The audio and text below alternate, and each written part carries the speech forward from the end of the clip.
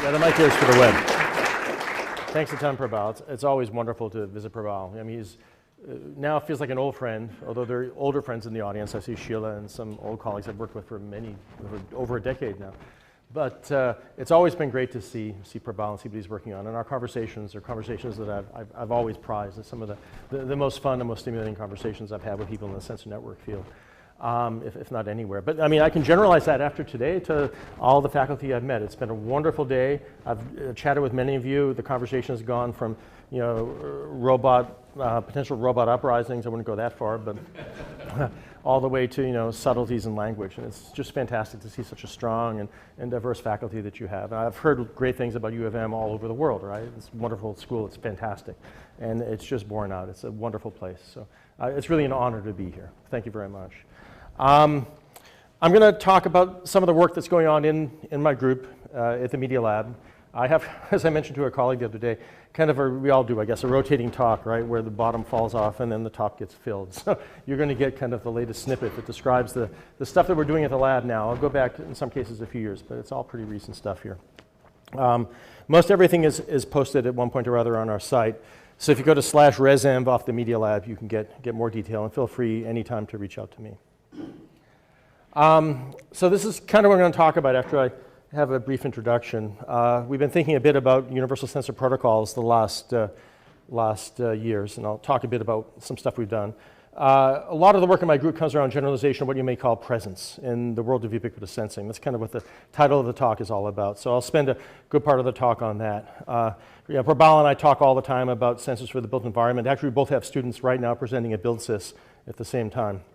We've always done work in buildings, so I'll talk a bit about that. And then wearables, smart tools, and sensate materials if I have time. So I'll try to cover this kind of a landscape. This is my group. It's always important for any professor, as you guys know, to start with a picture of the students. These are my current crop of students, more or less, the people that did all the hard work in the recent projects that I'm going to show. A group of anywhere from 10 to 15 people if you count postdocs and visitors. And the Media Lab, half of them are artists and musicians as well. It's just a wonderful group to have, all solid technologists too. As a matter of fact, if you just go back a few years ago, we were here. This is my favorite group photo of all time, taken in Ann Arbor. I mean, there's that wonderful spray-painted corridor.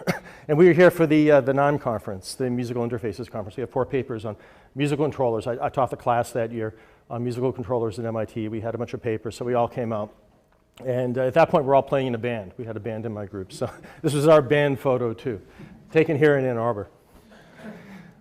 So picking up on that historical perspective, I've always had different influences. Sensors and technology ever since I was a kid. A lot of us have pictures like this, right?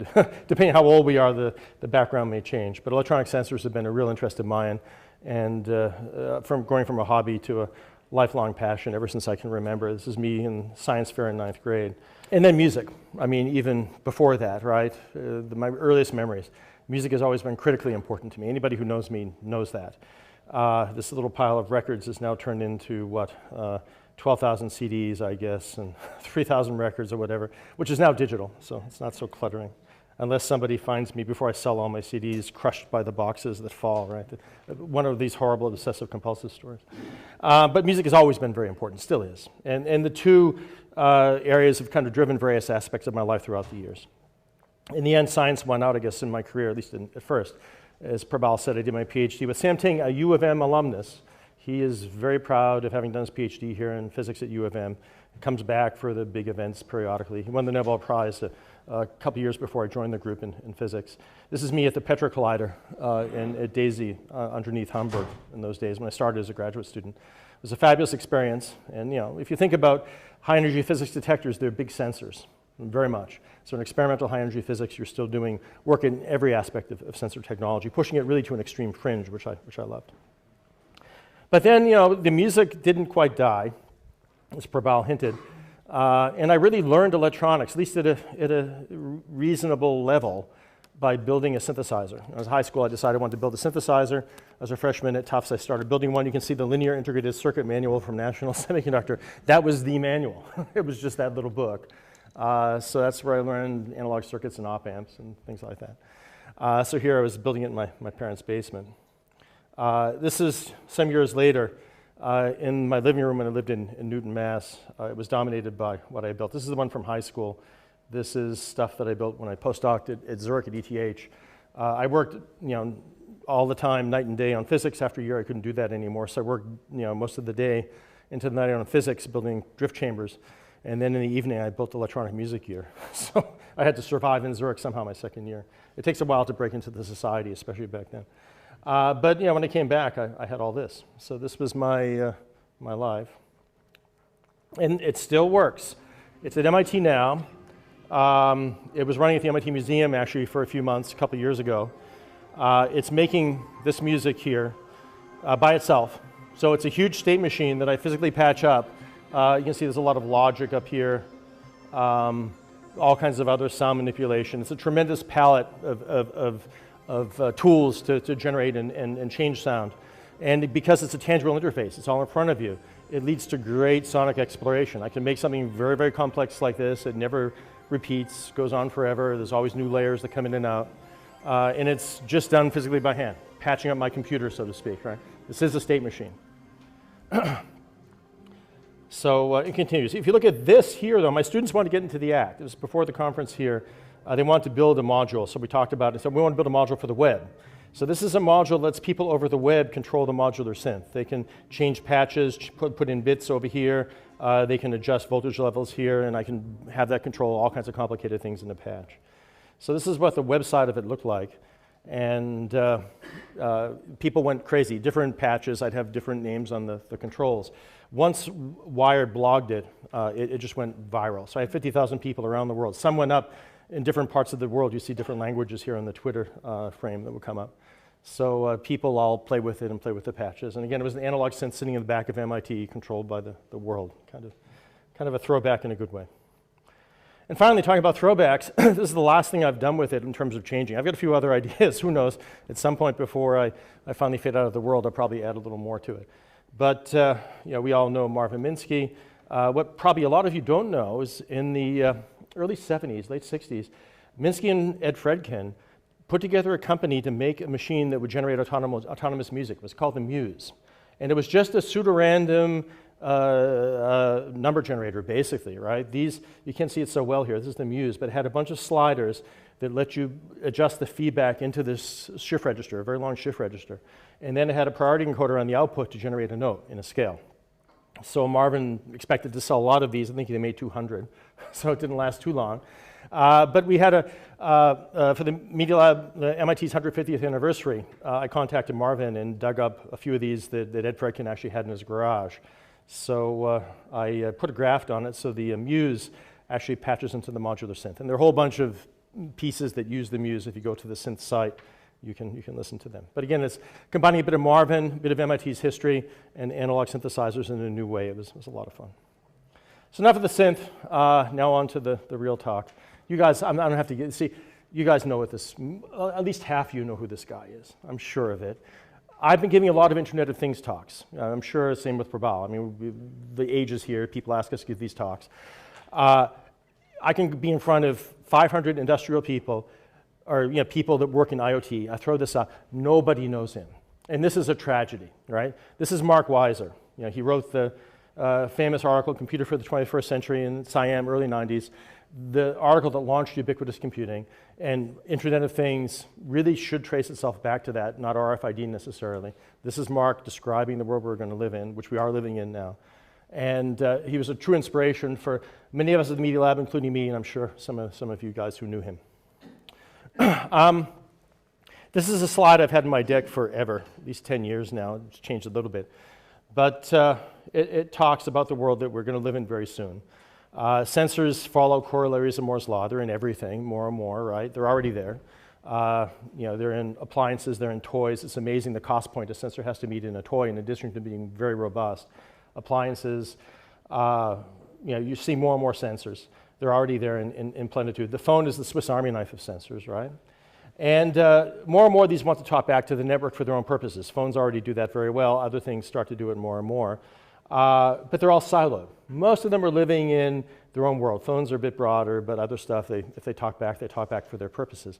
We're going to live in a new world very quickly once we have the protocols in place to unify all this sensor data. Of course, there are security issues that have to be embedded in the protocol and other things, but it's got to be an open protocol that's adopted by everybody for this to move forward. And once that happens, it'll be like what HTML did to computers. I mean, we all had computers. Before we had HTML, we could FTP a file, there was a network, we could email, we're all doing that.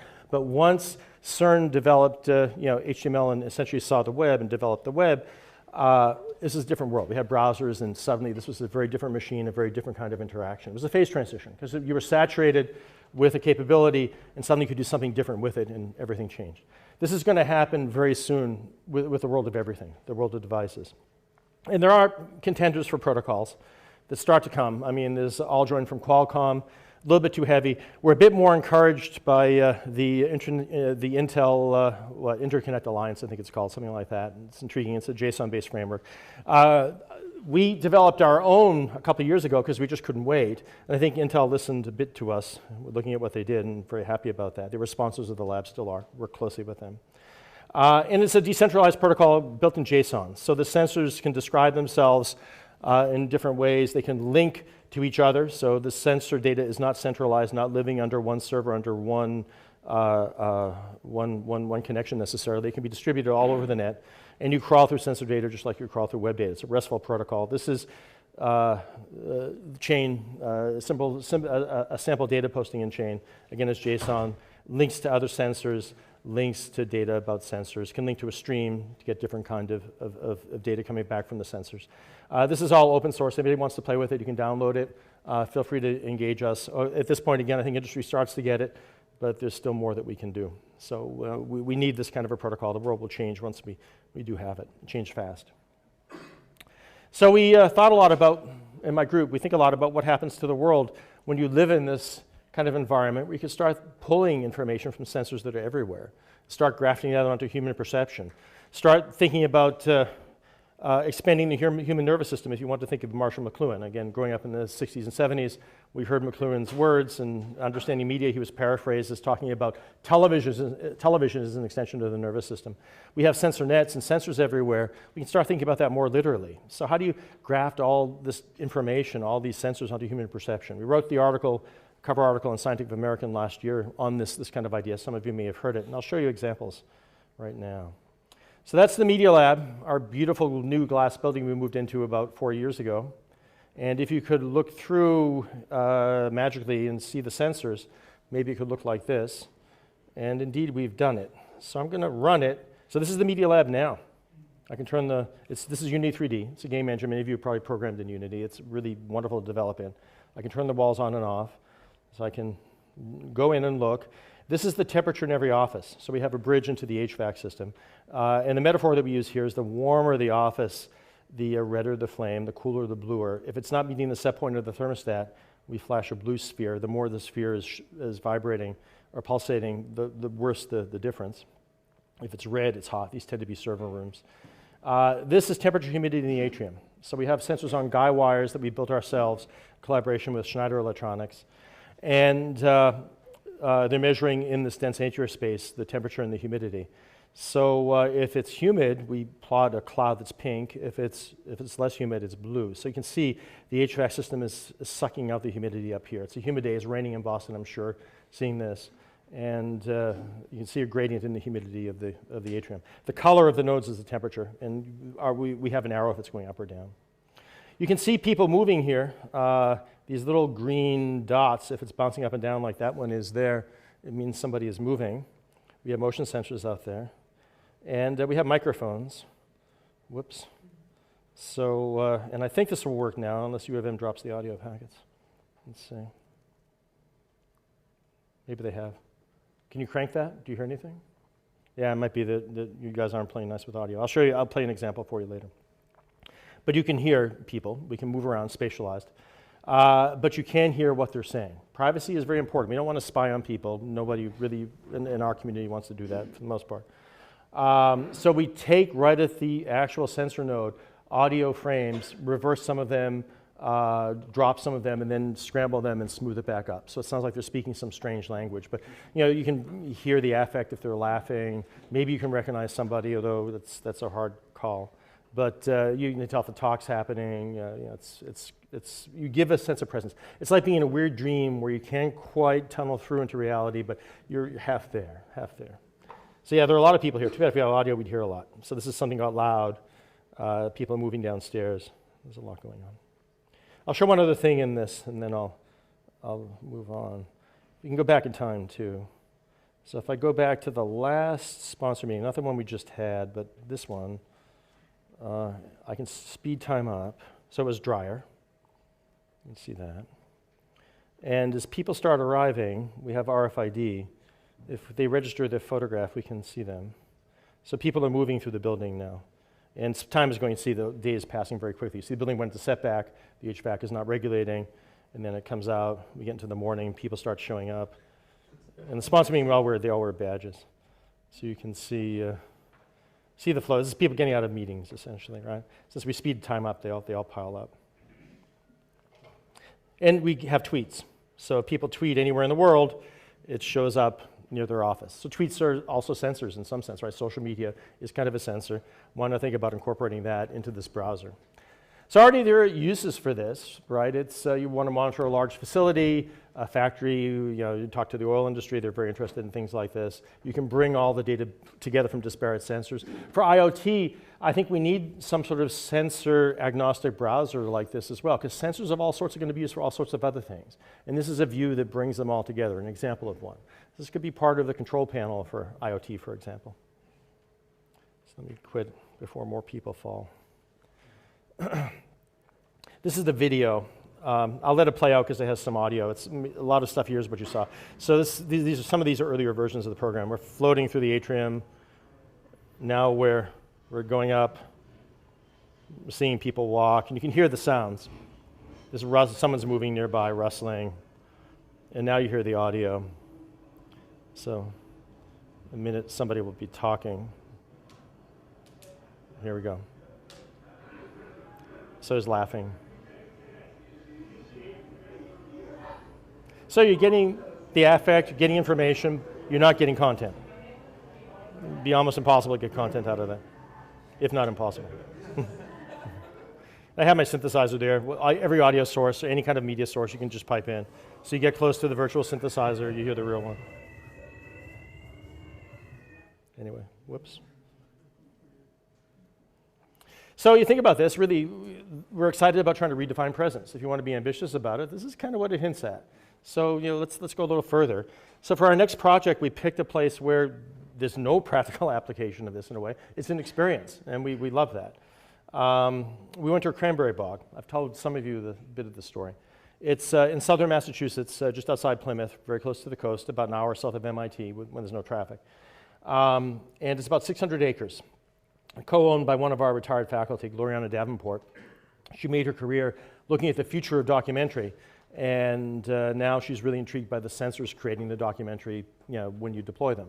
So we put about 100 sensors in one part of this bog. I think it's this part up here, and we log all the data.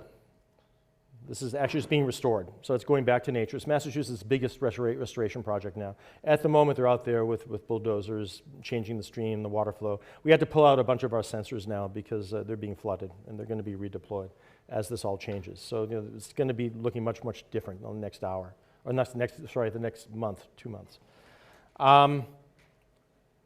But we built the sensor. This is a low-power sensor, measures basic parameters, expandable easily. We can plug in all kinds of other sensors. We have air quality sensors. We have soil hydration sensors we're putting into some of them. We have little weather stations. I want to put a wind sensor on every one. I'm talking to the student about getting very fine-grained wind, which I think is very interesting for these. Some of them have audio. So we're sampling lots of information here. We want to go up to about 5,000. Talking to one of our sponsors, making this a huge deployment within the next year. They'll last about 2 years, 20-second updates on AA batteries. Again, this is not that special talking to Prabal, but it's a nice little node that Brian Meaton made. So we made a bunch, and we deployed them. There's no power, so everything is either going to run off battery or run off a solar cell. This is our base station, so we have a 802.15.4 network that we've customized a little bit, starting with ZB, just putting our own hacks on it. And data gets up to here, and there's directional Wi-Fi from here to about 1 kilometer away where we have a wired connection. So working that way. Here's Brian with one of our sensors. This is one of the sensors that has soil moisture, and another sensor is Gershon's tick-proof boots. This is a relay node, so for the relays we can keep them powered with a solar cell if we want to do multi-hop. This is a weather station. Of course, anybody who's done anything outdoors knows if you let nature find a way in, it does. There was a tiny O-ring around one of the humidity sensors that we had left off, and ants found their way in, so it became very quickly an ant colony. So if you make all this in the virtual world, you can make a different experience. So this is the video. The music is generated by the sensors. So the plucks are when the sensors update. The sounds are recorded live from the microphones that we have there, and they're spatialized as you move around. The drone in the back is also a function of temperature and where you are. So the drone will change as you move, as temperature changes, as the data changes. So we measure barometric pressure, we measure humidity, other things, again, soil moisture, depending on what we plug into the sensor. But again, this is kind of getting to a nice experience. This is a natural landscape. Yeah, go ahead. tidmarsh.media.mit.edu. You can run it, actually. It'll run, at this point, just plug it in your browser. Although it's going to be, we're moving to an app model, so it'll change soon. At night, it changes. The music can get different. It's a little spookier. And of course, the natural sounds change. Around that time, there are frogs. You hear them everywhere. So we change the experience. But again, this is taking a natural place, really a wonderful place in many ways, channeling it into a virtual representation where you don't worry about the laws of physics. You can float, you can fly, and you're experiencing it through content which is driven by the real sensors. It's anchored by the real phenomena. And the music is giving another layer of interpretation. So I see these dense sensor networks that we're all building out, not only as being useful, they are, we know that, but they're canvases for future artists to compose with, to build new pieces. In our case, since we're musicians mainly, to really work with musicians to make new compositions. So we've opened this up to composers. We built a framework for composers to compose on Tidmarsh. I've got a student doing a thesis on it now. We've got 3 or 4 that we're working with now. Some of them are pretty well known, and we're going to be posting all this stuff out. In a way, it's almost, we like to use the word in AR, kind of better than being there, VR. You have to be careful about that because it's difficult to even match being there. But if I go to Tidmarsh in the middle of the summer, I'm going to get Lyme disease probably. We're probably all going to get Lyme disease. It's infested with ticks, and it's hot. It's not always pleasant, and this is just a different way to reflect it.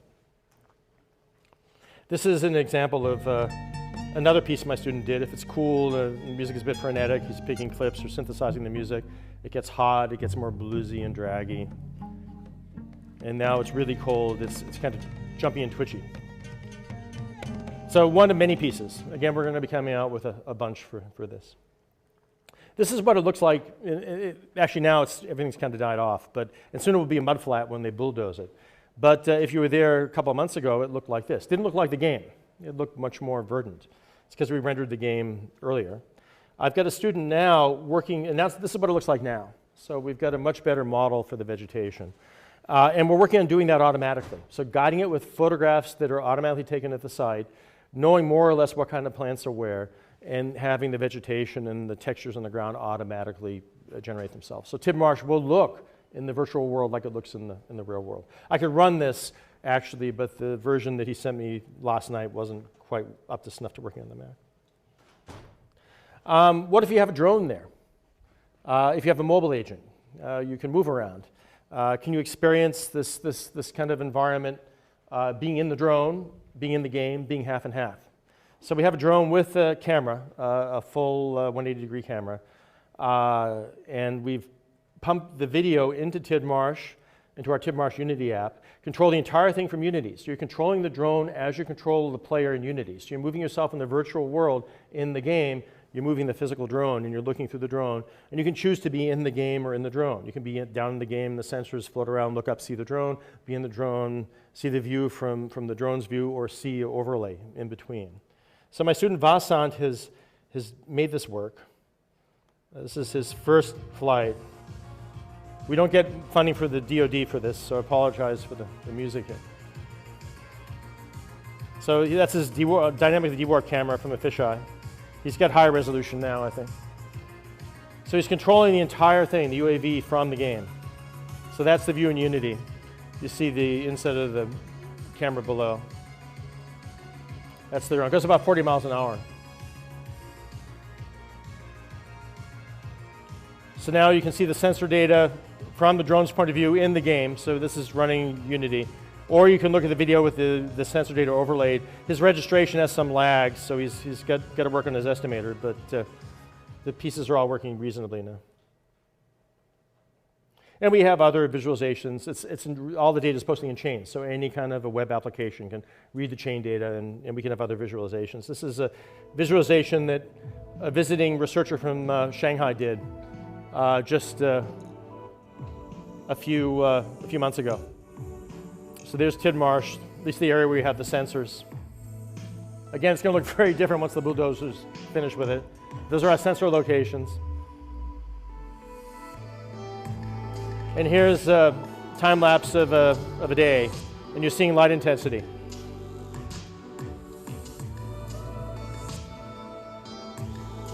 And you can cross-plot data in different ways.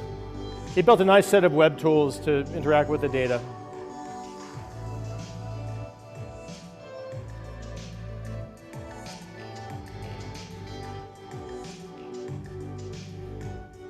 So in a second, you'll see the solar. So here he's just looking at regions of the data, seeing where they occur in real space, but looking at a cross-plot in sensor space.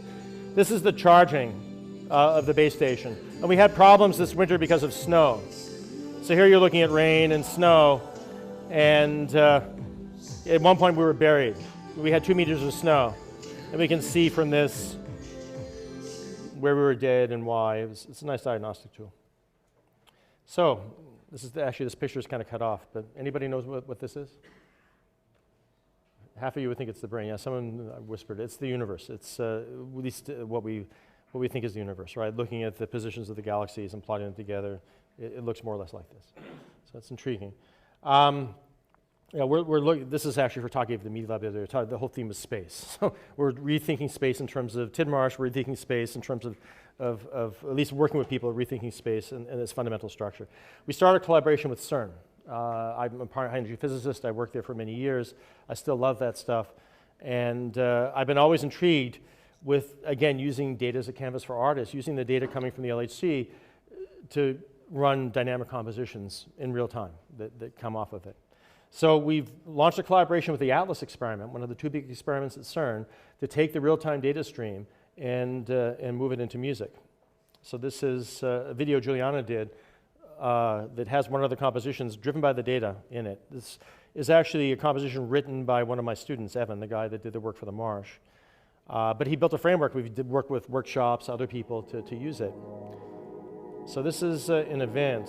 You're hearing an event. This is a video that CERN has going down to Geneva. It's a beautiful place. So the particles are propagating to other parts of the detector. Depending on their energy, they'll give a different sound. So you're hearing the tracks kind of go through our sound engine. That's the Atlas pit. And the detector is down the bottom.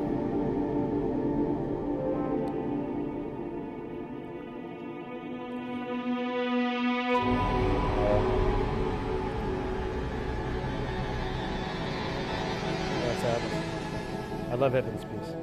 I told him I want to do a piece myself. I had no time. I said, Evan, I want it to be really cosmic, really dynamic, and he nailed it. It's a framework that other composers, though, can and have worked with. So we have 3 composers so far that we've worked with. We're going to have a few more. And they're all posting on a website that's hosted off the Media Lab now, and CERN will be launching it as well in the next month. So you guys can tune in and even try it yourself. We're intrigued with places like Tidmarsh about being there in person. So if you're there with all these sensors, could you start to tune into the sensors physically on the site and have it be driven by your focus, your sense of attention? So here, I'm looking across, I hear sounds across the river. I look down, maybe I could hear sounds underneath if I had hydrophones underneath, right? So trying to pay attention to where you're putting your focus, where you're paying attention, and start to feed information from the sensors in the right way into your perception. It's intriguing for us. We call it a sensory prosthetic. So we've it's a goal for our group, not an easy goal to achieve, but a very interesting one for us. And we started in a few ways. This is one of them.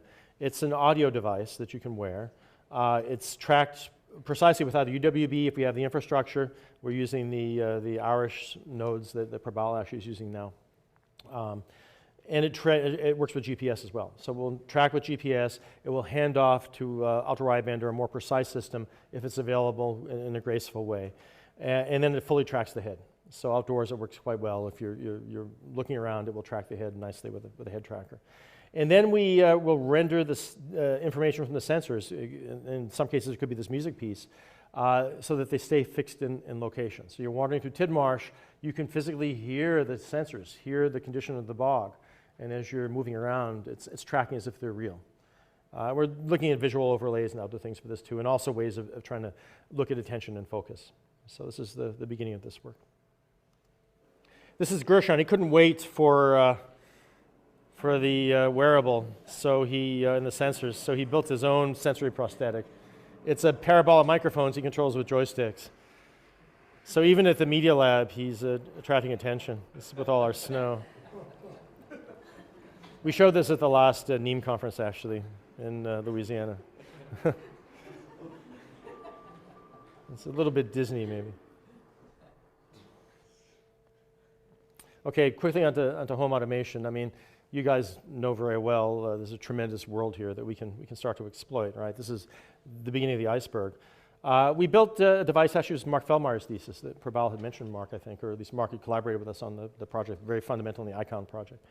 But this is a wearable that we built that measured temperature, humidity every minute, tracked where you were, at least what office you're in, just with signal strength with a bunch of radios, and would measure integrated activity with an analog accelerometer, with analog filtering. We did it for about a microamp, continuous integration. And every minute it would, if you're in zone of the network, it would update the data. And you could label the data if you're hot or cold. So everybody had a switch curve like this, right? This is when they were too hot, this is when they were too cold, and would decide when to heat or cool the building based on where they were. So you had your own personal HVAC control system, but it wasn't a thermostat on the wall just reacting to temperature not connected to you. It was inferring your sense of comfort, and it's not a flat line in temperature at the wrist, it's a line in enthalpy space here. It can incorporate also activity levels and other things, it knows them. So it gets personal. It's not something on the wall. This is something you're wearing, and it's reflecting comfort. So we ran it at the Media Lab during a hot summer for a couple of months, and once we turned it on, we estimated about 25% less energy, just guessing for the amount of chilled air. And looking at comfort, people are more comfortable with it. You know, before we used it, nobody was that comfortable. We turned it on, people are much more comfortable in their office. So it seems to help, cuts energy, increases comfort. This is another, we just saw this here. You have the same Lutron lighting box that we have at the Media Lab. I have no idea, to be honest, how to turn the lights on in my building. Few of you know how to use this, but not many, and kind of know. This is a slider metaphor that really is wrong. It's not intuitive for humans. So now it's wonderful. We live in a world where we can access essentially every light fixture, pretty much. At the Media Lab, I can access any group of 2 or 3. But I have no way to get the kind of control I want. So I've got tremendous agility, but very limited interface and control. So I think this is just ripe for innovation. The human interfaces to lighting, really need revolution. And we have the technology in hand to do it. So we've had a whole bunch of projects in my group to replace the light switch in a way that's going to scale and be useful. So one way is to have a sensor that looks at how much energy comes from each light. We can modulate them all differently. A lot of you guys have worked on things like this. So we can look at how much light intensity we see at different modulations, separate out the intensity contribution from different lights. Those are activity vectors for a linear program. You just solve it with simplex. We can do it on an Intel Atom in real time, and you have your energy optimal lighting control everywhere. You can put it on your wrist, you put it around, you just tap, and you get the lights as you want. You have a slider you can adjust. It's adjusting all the lights to give you the lighting that you need. Multiple people, it can be an optimization. It's constrained by needs of others too. This is work we did a long time ago. And then you can think about the wearable perspective, right? If you look at reflected light, you can start to wear something, and it can change depending on what you're looking at. Lighting can change to accommodate what you're trying to see. So Nan Zhao in my group has been wearing a camera ever since 2011 when she did her diploma thesis with me, 2012.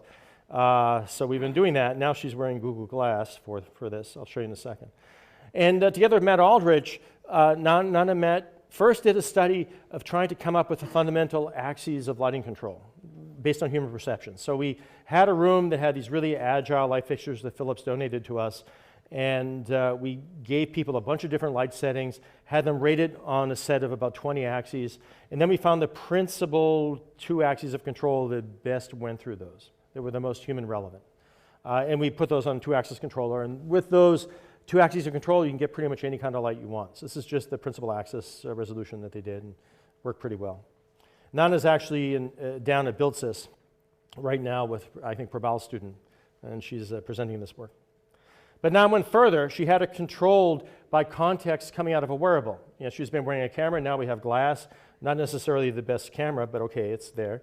So she's wearing that glass. She has sensors in glass, accelerometer, the microphone. Using that data, she can try to build a context model of what you're doing and then have the light adapt to it dynamically. So here's a video of first looking at the 2 axes on her phone. So the phone is controlling the lights. So the 2 axes, one is called casual, so it tends to be warmer, and the shading foreground versus background is different too. And then focus is better for work. And in that space, you can pretty much find whatever lighting you want in that room. And now she's driving it all with glass. So she's working, glass is giving her more focus. It's seeing how much light too is coming from what she's looking at, knows something about where she is, so she moves, lighting can change. But now she's talking on the phone, she's being social, so it automatically is fading into social. And you can see this is the energy on the left and the place it is in the 2 axes. And now she's going back to work. And then she gets a visit from a friend. My students are all musicians. It's Gershon playing the uke, so it goes more to casual. So again, another example of the light switch going away. And the room knowing more or less what to do. We also worked a lot at the wrist. We have a bunch of projects at the wrist. Wrist is intriguing, right? Watch is coming back. The industry has finally gotten that. But they see it as a peripheral to the phone. As a controller by itself, it's intriguing to do things at the wrist. And from the wrist, you can get to the fingers. So we got a whole bunch of projects that happened in my group the last few years looking at the wrist. This is the wrist K, or wrist key, whatever you want to call it. It's a magnet, batteries in the back, and sensor node on the top. The sensor has a full IMU. It's got temperature, humidity for the smart HVAC that I showed you. It's got lighting sensor too, so you can see how much light comes from different fixtures, so you can adjust your light dynamically. And with the IMU, you can point. So this is a video Home Garden TV did. The future of home technology is jewelry. Well, sort of. In the future, you're going to be able to control and monitor everything in your home wearing a bracelet like this. I'm assuming there's something very smart going on inside here. We want to know where we're going to use the Qualcomm Peanut to locate it, ultra wideband, but they dropped it before we could get it. So she's wearing a Ubiquitous. That knows where she is to within some centimeters, and then we use the IMU to get the angle. So we can see where she's pointing, extrapolate the vector, and see what she wants to control. Right, cell phones sort of know when they're being tempted. If that's not a home of the future, I don't know what it is. And this is also going to help you control his temperature room as well, right? Oh yeah, we have a bunch of sensors in there that are referring to personal temperature. This is what I talked about. So it's not just a room pattern. Yes, as you move around, it tracks you and controls your environment where you are, not across the whole house. I would imagine that it's also going to save you a lot of money too, because the thermostat's going to be heating just enough to make it comfortable and no more. What's it going to control next? It's actually just fine. You can plug your TV, you can adjust, you can change channels, you put your stereo, change the tracks, change the volume, adjust it in different ways. Maybe plug it to the dishwasher and it will start. I wonder if I just point at my husband if he'll take back the crap. They didn't like my answer. But again, pointing is a natural gesture. It can come back because we can track the hand, right, in your location, precise location is coming, and then you get the angle. IMUs are one way. You have to compensate the magnetic field, which is a bit tricky, but there are ways to do it. And then you can bring that back. But if you get to the wrist, why not get to the fingers? So we had a bunch of projects. This is one that I did years ago. I was excited by putting passive RFID tags on the fingers and then controlling them from the wrist, just broadcasting power from the wrist. So we made a device that worked using Intel WISPs, Josh Smith's early WISPs he did. MSP 430s running at too high a clock rate, using 1 milliampere accelerometers, the wrong way to do it, but it worked. Nonetheless, we got enough power in them so that we could actually look at the angle of the fingers. We had a reed switch for clicking from the thumb, So in principle, you can scale this down. Any of us could talk to you about ways of bringing this smaller in size and definitely orders of magnitude lower in power. So we had a demo. But my students didn't like wearing anything, even though some of them wore rings on their knuckles. My Irish student used to always wear those, but they didn't want to put anything on their fingers, want to do it all from the wrist. So that's great. And we tried different things. This is something that David Way put together. He had a 3D camera, early depth camera, looking at the fingers. And here you can see is recognizing the fingers lifting. A little bit like the Microsoft stuff with the laser, but we did it with a depth camera. And we had a whole gesture recognition in real time, so it knows about lifts and pinches. And then he even went as far as making a texting language, so he can text with it if he wants. Not that he makes a mistake, we can fix it. Not that, we'll be texting when we have our wearables. We're going to be doing something, a little bit more nuanced, I suspect. But I think the interaction isn't going to be out here. A lot of people have done great work out here, including the Media Lab, Sixth Sense, everybody knows it, camera up here looking down. This is special space. I don't want to be in a crowded subway in Tokyo and do this, right, even in Boston. I want to have my hand here and just work here. So I think the future is there. So yeah, the students kept on doing things. This is Artem's gesture band. We presented this at WIS last year. It does a pressure image of the tendons. And as you pinch, your tendons deform in different ways. And simple machine learning can pull out that gesture as well as how you're moving your hand, what you're lifting up, lots of other things. So this is a bit of his WIS video. So you can see the deformations on the hand. It's very low power. And again, you can machine learn on the different things once you put it on. It's pretty easy to train it. And you can control things. He had to show an application in WIS. So here he's controlling lights. We like lights. This is my favorite application. So it just works this way. You turn on your bike, your lights automatically come on. Or you put on your brake, your lights come on. He had a low power wake up gesture too. So if you did this, it could recognize that at very low sampling, low power. Wake up and then you'd use it in real time. This got some recognition at Kai actually last year. It's Artem's next project. He got into fingernails. So going from the wrist to the fingernail, he made a touchscreen for the fingernail. So it's a false fingernail, just a fake fingernail. Battery in the back, touch controller and RF transmitter, Bluetooth and processor, and then the electrode array. So it's quite small and works pretty well. So this is the raw data from the thing. Battery lasts already a few hours. And you can just Centroid on it and track with it. So, of course, this is a bit out of order, but talking about lighting, we also thought about lighting in different ways. This is Nan's other work. I didn't even know about this. She started doing this. The students made this little video to demo it. Personal lighting. So lighting is very agile. You can change it dynamically. So they made a little app for their phone that can change the lighting around you. This actually won an award at the Wearable Computing Conference, ISWC, a few months ago.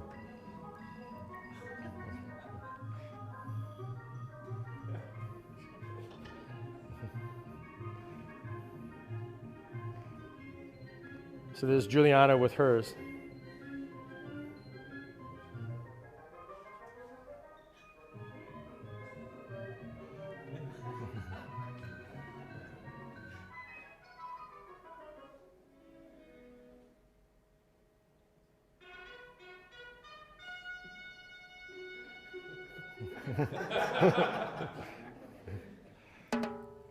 So a new social dimension. But Nan keeps going. She's made a version that's much smaller. And believe it or not, there's sponsor companies at the Media Lab that want to make this now. So, and of course, blue light has an application that keeps you awake. But this is all about trying to color the face in different ways to change your appearance. So it's much more compact. Can't light the whole face, but you can make it, right? So coming soon to a shop near you, maybe. Going further in this direction, I have a visiting researcher in my group, just started, Katia Vega. Some of you may know her work. She comes out of Rio, in Brazil. We met her at a workshop we did in Brazil with Natura about a year ago. We're so impressed with her stuff, we invited her to come up. And her thing, she calls it beauty technology, but she does paintable sensors. So it's beyond wearables, it's not quite implantables, it's paintable. So she physically will paint on strain gauges and switches and even embed LEDs, so your face becomes sensed and actuated in totally new ways. So this is a part of one of her videos she did at one of her shows.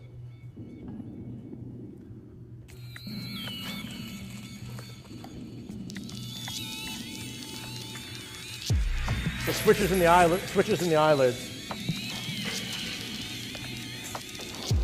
Strain gauges above the eyes.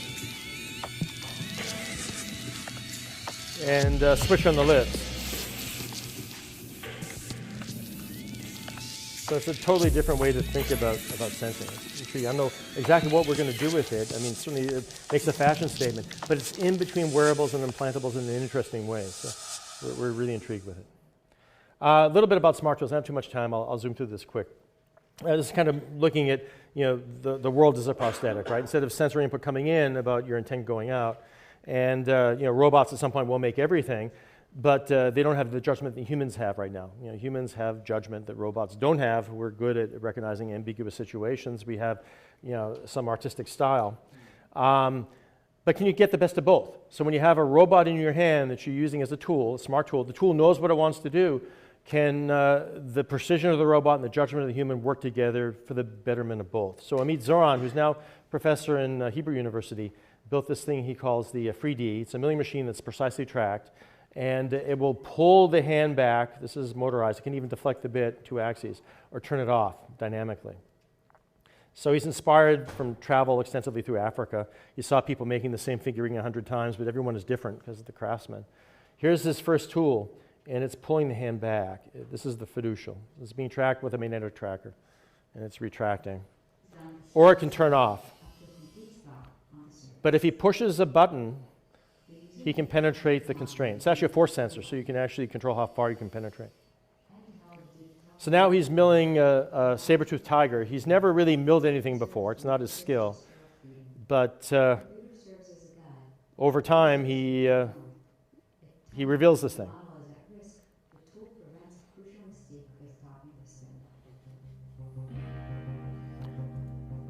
It's a little bit like telemedicine, but in the hands of an artist in this case. But if you push the button, you can defeat the constraint and change what the cab wants you to do. But the cab will adapt a few different ways. It can search between models to find a better fit, or it can deform a spline. In this case, it's just deformed. At one point, I had hundreds of these things around my lab. We did user studies making many of them. It's intriguing. Different people at the lab that were artists, he used to make figurines, the same figurine. The figurine tended to match the visual art that they did, or the sculpting that they did. Right? She sands her sculpture, she sanded the cat. These lines appear here. This wasn't planned. This is the violin maker. He also tracked their work over time. You can see all the students and other people kind of all over the place in working styles. That's what we plot here over time. We're tracking the tool. This is the violin maker. It's intriguing because he's using one kind of a style. He's taking a break here. He's resting. Then he's touching up. You can see different styles here. And then he's done before anybody else. So his technique translates across into the digital tool from his analog experience. We made an airbrush with it as well, so controlling the paint as you move. We've done printers to print on non-conformal surfaces. You digitize it with the tip, then you can print. This is Pergun's first one. His next one actually is much better. And then there's this. For those of us who make electronics, the future of test equipment, track the probe precisely, and if you push up a button or have it automatic, you can see the part of the schematic you're probing, see the waveform, see the PCB layout. It's all in front of you, essentially, right? You don't have to look and have all these sheets of paper that get messed up, look at the scope. There's always a problem. I thought this was unique. We filed on it. Maybe it is at some level, but damn it, someone reminded me of this. Right? Talked about 2001. Yeah, Kubrick kind of was there. So when they diagnosed Hal's little radar, it's actually kind of funny looking at the circuit board now, diagnosed the radar or the antenna module. They basically did something very much like what we've done. Last thing, we really think about sensors making new kinds of material. So sensor networks where the nodes are within centimeters or millimeters, making a smart material. My group's done lots of projects inspired by skin. This is the first one. These are all sensor patches connected by their edges. So this ball has strange behavior. Still works, actually. A flexible one. This is one we called chainmail, rigid nodes. We tried different kinds of interconnects on it. Lots of sensors. So it's a sensor network that becomes something like a material. This is stuff that we did at Microsoft, a smart floor. Again, print the electrodes and the sensors, just put the nodes down, capacitive sensors. You can see we love musical instruments, and some of my students did a guitar, so print a guitar. This is a touch controller for the guitar. But our latest thing is sensor tape. Actually, my student Artem is leaving for WISC this week to present the paper on this work. So it's a tape, flexible tape, with circuits that we put down at intervals. At this point, we do it all on flex. I'll show you in a second. And in between, you can cut it, bend it, join it. So it's really a sensor utility like tape, a scalable sensor. This is the latest one. Again, all done on flex. This is the WISC video. So it looks like tape. It was inspired by tape, same form factor. But these are distributed sensors. It's a sensor network. So they have, among other things, IMUs. So you can you do what you want with it. You get the shape of the object. It has proximity sensors too. So he made himself a little touch screen if he wanted for the computer. You can capture geometries with it.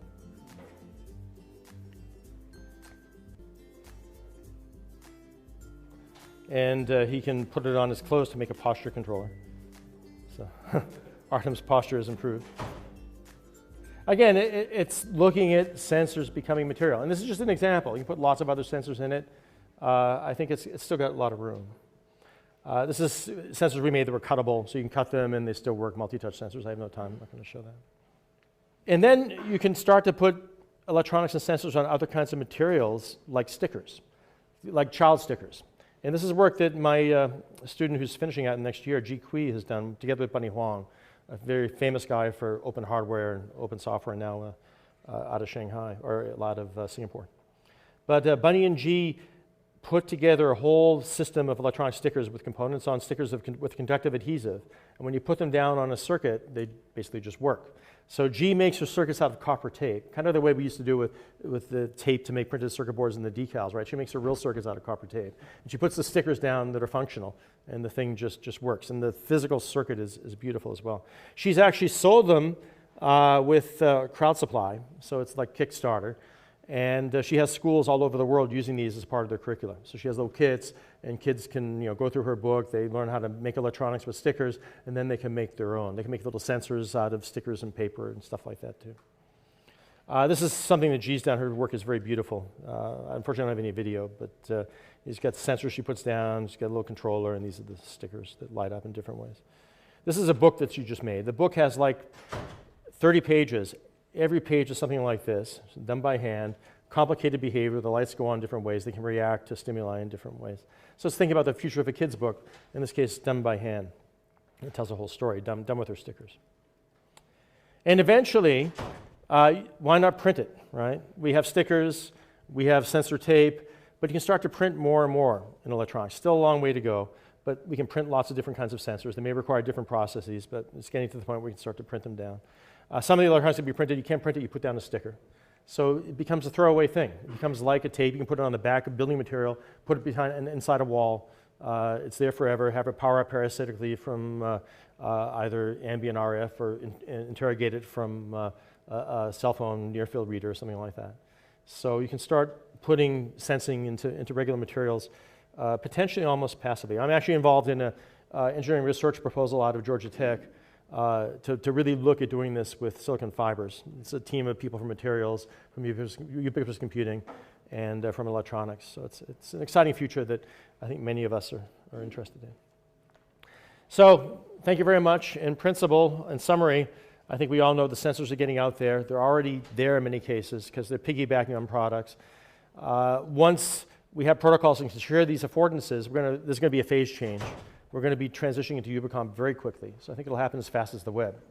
And I think a prime challenge for us is to really figure out how to interface to all the opportunities and the challenges that this kind of a transition will make. So thank you very much. Picture a big screen. It has some coloring book images on it, and then a child can come up and press on it. And as they press on it, it essentially is coloring in the image.